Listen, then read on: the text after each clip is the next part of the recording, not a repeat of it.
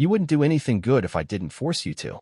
The line, delivered with bitter resignation by Whitney, Emma Stone, to her husband, Asher, Nathan Fielder, may well be the central kernel upon which Showtime's The Curse hinges. For the quest for goodness, and the attendant motivations for doing and being good, is what animates Whitney, and what is increasingly putting her at odds with her husband-cum-business partner. For Asher, as Whitney tells the camera this episode, is only ever interested in the bottom line. He rarely aims to do good, let alone appear so, if it isn't also motivated by something else. Money, say, or a good shot. That's what first got him in trouble in the first episode. His attempt to look good on camera by giving a young black girl a $100 bill was only ever done to get a shot of him being charitable. And it ended with him being cursed. Or so he continues to believe. In the time since, he's continued to try to make, or appear, good for Nala, the young cursing girl who now spends her days trying to will schoolmates to fall during gym class. But that's long been fueled by a desire to have the curse reverse. Whitney, though, truly believes she's a good person. Someone who is driven to do good with her money and her business. And now this TV show.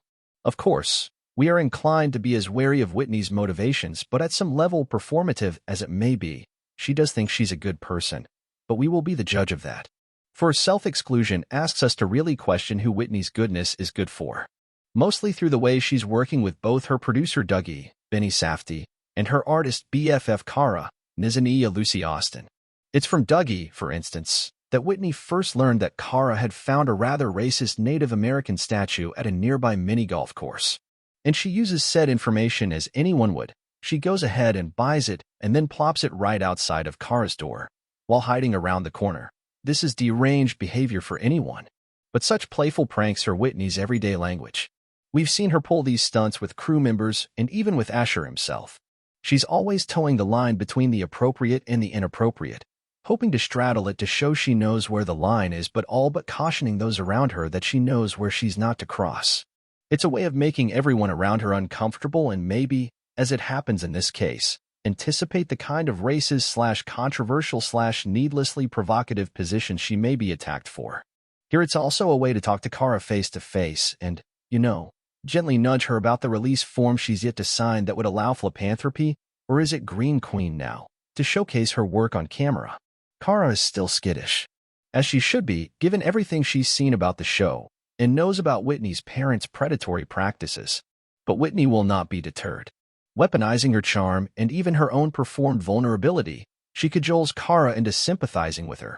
Whitney shares how she's clearly lost right now, how her marriage is a bit of a sham, how she hates that all Asher cares about are the financials, how he may be holding her back, how she values Cara's frankness, how she cherishes that about her friendship. In sum, she disorients Cara, then offers her a kind of no-strings-attached consultant gig, all while downplaying the whole release form thing.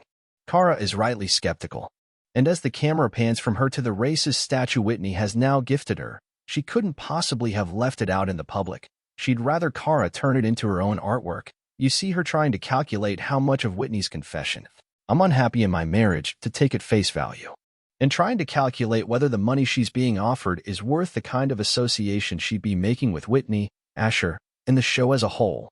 The conversation may be about how real and vulnerable they are, but there's some canny calculations happening right underneath every line.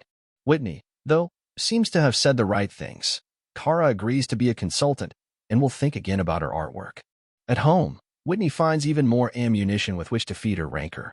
The casino story Asher had been waiting for is finally here. It showed how the casino he'd worked at had willfully turned a blind eye to gambling addicts winning money on the floor, knowing full well they'd be able to keep those winnings. As the local news anchor puts it, there's nothing funny about this. And yet a shot of Asher, seen from the back, laughing at a gambling addict winning at the slots, is front and center. Whitney can't believe it.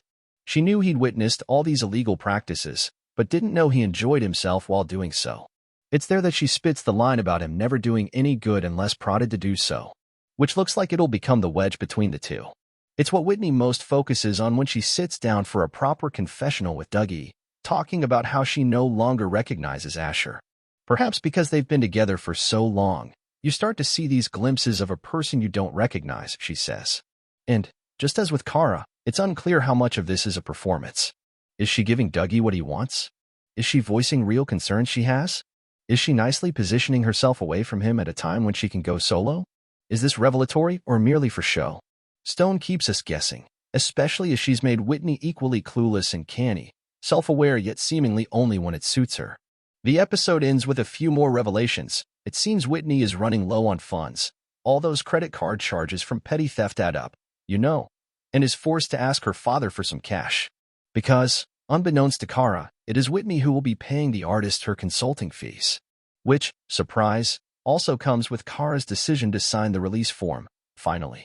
A win-win, apparently.